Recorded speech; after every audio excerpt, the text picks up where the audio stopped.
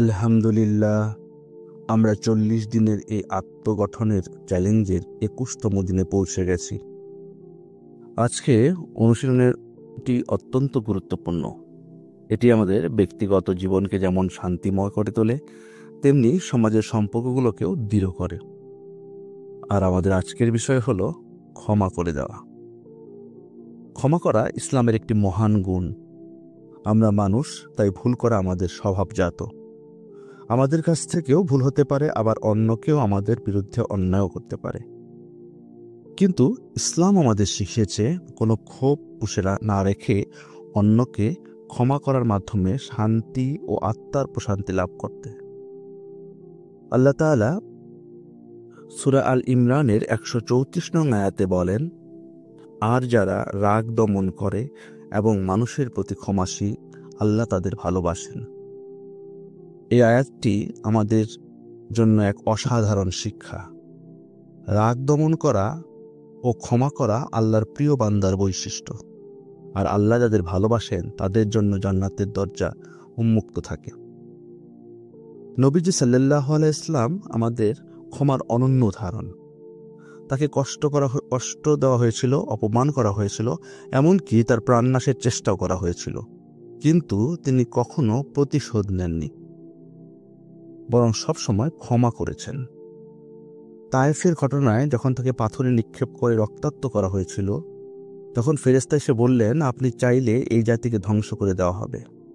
কিন্তু নবীজি সাল্লাল্লাহু আলাইহি ওয়াসাল্লাম বললেন, না, বরং আমি তাদের জন্য হেদায়েত চাই। একটি হাদিসে রাসূলুল্লাহ সাল্লাল্লাহু আলাইহি ওয়াসাল্লাম বলেছেন, যে ব্যক্তি অন্যের প্রতি ক্ষমা প্রদর্শন করে, আল্লাহ তার মর্যাদা বাড়িয়ে দেন। এটি আমাদের স্মরণ করিয়ে দেয় যে ক্ষমা করা শুধু আখিরাতের জন্য নয়, দুনিয়াতেও সম্মানের কারণ হয়ে দাঁড়ায়।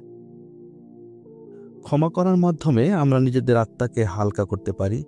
মনে ক্ষোভ বা হিংসা পুষে রাখলে তা কেবল আমাদের মনকে ভারাক্রান্ত করে রাখে।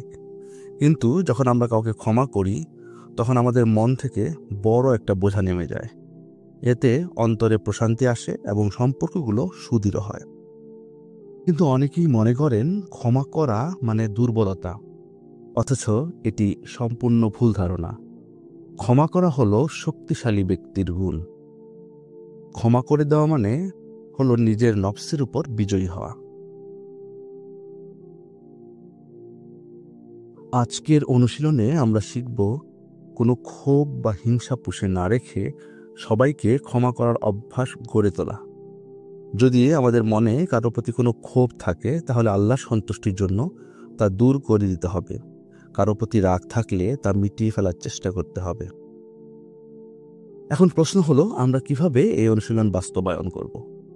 প্রথমত, নিজেকে মনে করিয়ে দিতে হবে যে আমরা ভুল করি এবং আল্লাহ ক্ষমার প্রয়োজন আমাদের রয়েছে।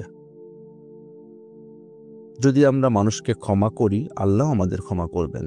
দ্বিতীয়ত, যার সাথে মনোমালিন্য রয়েছে তার সাথে কথা বলে সম্পর্ক মেরামত করার চেষ্টা করতে হবে। যদি মুখোমুখি হয়ে কথা বলা সম্ভব না হয়, তাহলে অন্তত অন্তর থেকে তাকে ক্ষমা করে দিতে হবে। আসুন, আজ থেকে আমরা ক্ষমার গুণ অর্জনের জন্য চেষ্টা করি।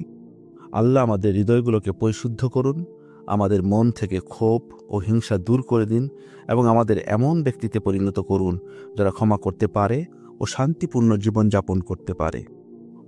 আমিন।